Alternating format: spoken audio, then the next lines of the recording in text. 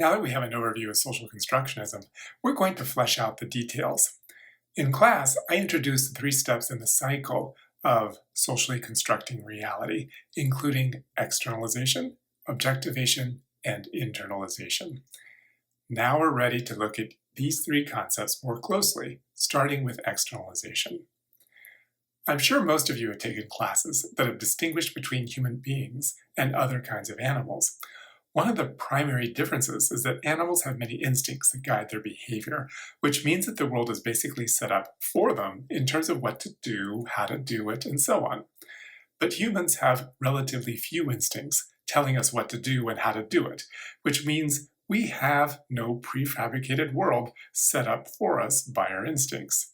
So, unlike other animals, we have to make a world for ourselves. And sometimes it's difficult enough to make ends meet, much less make the world. But all of us are doing this every moment of every day. We just don't realize it anymore. What this means is that our relationship to the world and to one another is inherently unstable, like that foundation of sand we talked about before. We don't have a given instinctual relationship with these things, so we have to establish a relationship to the world and others. We make it up as we go along. The way we do this is by externalizing. Externalizing is basically the outpouring of human being into the world, as Berger and Luckmann say.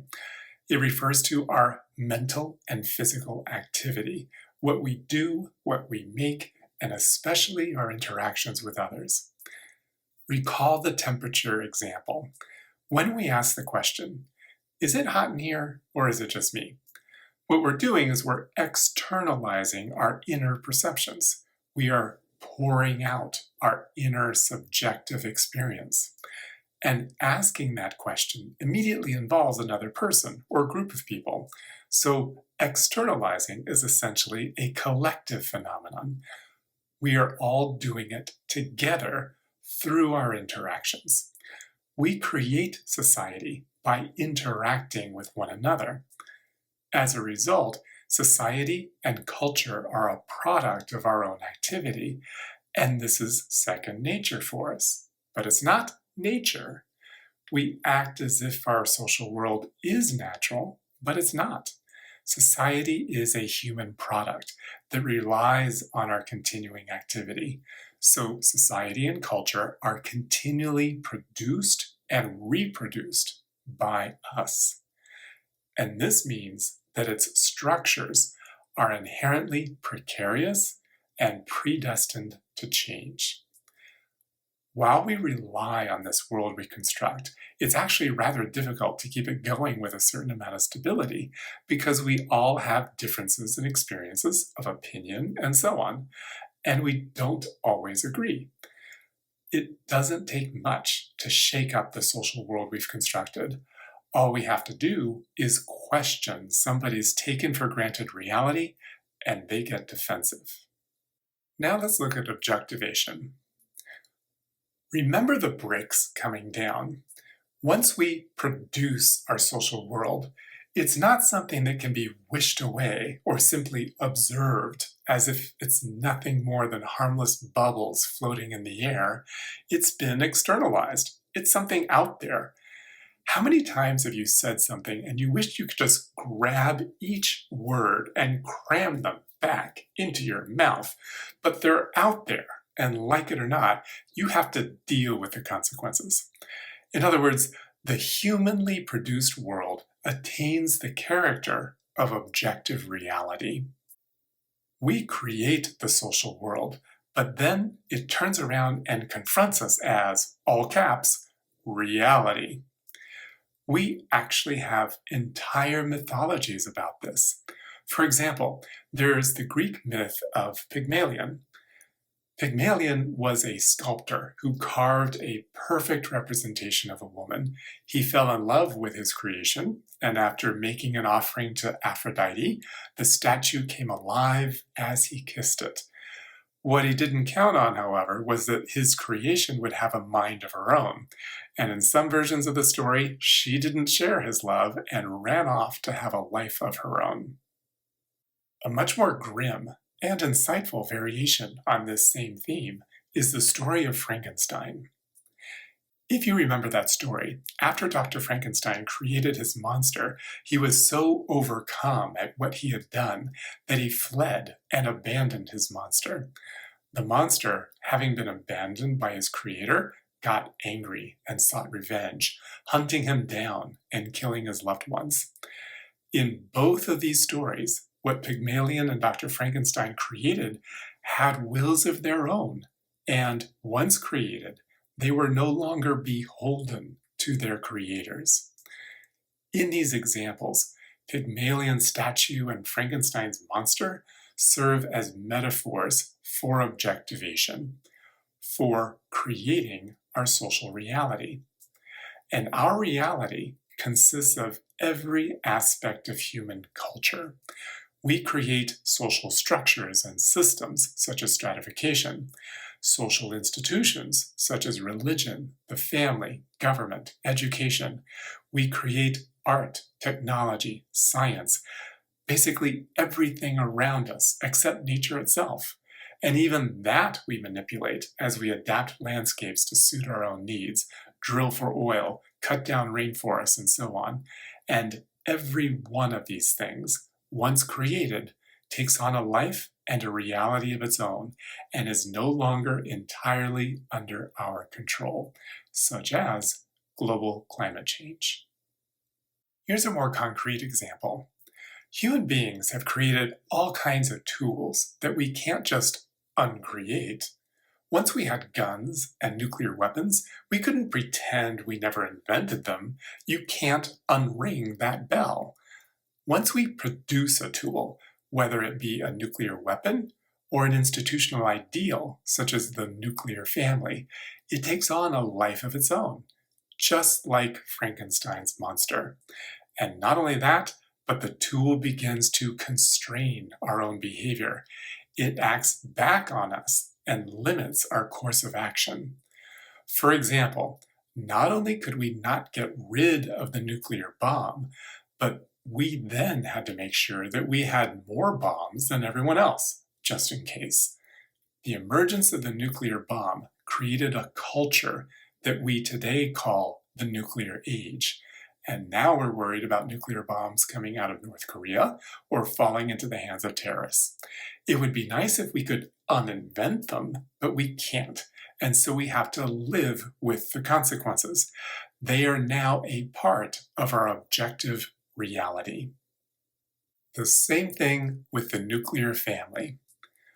We have come to so idealize the nuclear family, the myth of the ideal family being comprised of only a mother, a father, and 2 children, that families that don't fit that very narrow and unrealistic model are perceived as somehow deficient. Our entire culture emphasizes family values, and this emphasis constrains our ability to create and recognize alternative family structures, like mine.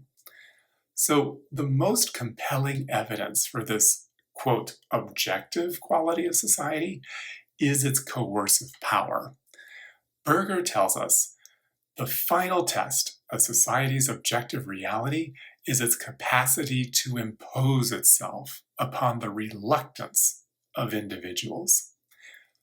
We spent insane amounts of money on a nuclear arms race that had nowhere to go, and the Soviet Union bankrupted itself as a result.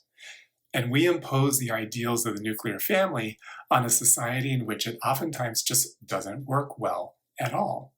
Feminists are blamed for the skyrocketing divorce rate, and queer people are seen as undermining the foundations of the family. As an objective reality, then, society directs, sanctions, controls, and punishes individual conduct, and, at its most powerful, may even destroy the individual. Just think of all the examples: the death penalty, police shootings, genocide, the opioid epidemic, and so on. But the fundamental coerciveness of society is not in its ability to control or to punish, but in its power to impose itself as an unquestioned reality. Society is at its strongest when we don't even notice it. The objective nature of society is most powerful when we don't even question our most basic assumptions. Given that most people don't even notice the power of society, a primary goal of social constructionists and sociologists in general is to question everything that we take for granted in order to expose what we see as reality as a mere social construction, as a sham, as the Matrix. The idea that it's hot in here is based on nothing but the agreement of two or more people. The idea that there are only two genders is based on the same thing, nothing more than agreement. Questioning people's agreement and sense of order and reality is obviously very threatening to them because remember, the reality we construct is precarious, like a house of cards. Pull the wrong one out and the whole thing easily collapses. And at a primal level, this terrifies us. Losing everything we think we know, everything that provides structure in our lives, everything we have come to depend upon, and that scares the crap out of us. And so we do everything we can to prevent people from asking the wrong questions and challenging our agreed upon reality in the first place. That's why internalization is so important. It's in the best interest of society that we take society, its rules, its structures, its values and beliefs, and make them a part of ourselves. In order for us to maintain society, the logic and structure of society must be imposed on all of the individuals who are introduced into that society. We have to transmit our objective reality from one generation to the next, and this is done through the process of socialization. We teach our children how to survive and hopefully thrive in the world. We teach them how to interact with others and how to behave. We teach our children about the importance of an education. We teach our children about computers at younger and younger ages. And we teach our children about family values and the importance of national security. In this way, we build up our society and hope that the social world we create is strong enough to endure despite its foundation of sand. And in the process of doing so, to borrow the immortal words of Pink Floyd, our children become just another brick in the wall. And it doesn't stop there. Our children learn gender. They learn sexuality. They learn race and ethnicity. And they learn class because we teach them both individually and as a society. Here's an example. Remember when you were a kid in school and didn't know what a word meant? Teachers would typically tell you to look it up in the dictionary. Let's say you needed to look up the word emotional. If you went to the Random House Dictionary of the English language and looked it up, until recently, this is what you would have found. Emotional, meaning to, subject to or easily affected by emotion. And then they provided the following example. She is an emotional woman, easily upset by any disturbance. Then imagine you needed to look up the word cogitation. Cogitation, meaning one, meditation, contemplation. After hours of cogitation, he came up with a new proposal. Meaning two, the faculty of thinking. She was not a serious student and seemed to lack the power of cogitation. Hold on here. Clearly, a child learning these words, emotional and cogitation, is learning a lot more than the definitions of those words. Imagine you're a girl reading these definitions and examples and the unspoken messages you're receiving about what it means, what you're supposed to be like, if you are female in our society. On the surface, you're learning the definitions of these words, but at a deeper level, you're being socialized into a very particular understanding of gender. And even if unconsciously, you recognize that you have to internalize this understanding and begin to conform to these societal expectations. Whoever thought a dictionary could be so insidious? But if you think about it, a dictionary is a social construction, meaning it emerged out of the interactions among uncounted numbers of people, externalization, even though it's presented to us as if it were objective reality, objectivation. And remembering the cycle, the next step in the process is internalization, socialization. And if socialization is successful, the child not only possesses the meanings given by society and ourselves, the child also represents and expresses those meanings. Such a child would grow up to punish and ostracize anyone who doesn't conform to the gender rules they learned when they were young. And you'll notice that children can be especially cruel to, but also especially curious about those who don't fit the reality of the majority, which is where social control begins. And so the process of constructing reality, the cycle, continues, and they begin to contribute to the production and reproduction of society as they externalize what they have learned.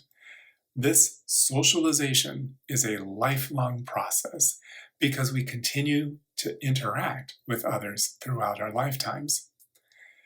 If this interaction is interrupted, our world begins to totter. It's kind of like when someone close to us dies. Our interaction is interrupted, and our view of the world is never the same afterward. My mother was killed in a car accident the very first Monday of my senior year in college, and I can honestly say my world was shattered. The world literally did not look the same afterward. It didn't feel the same.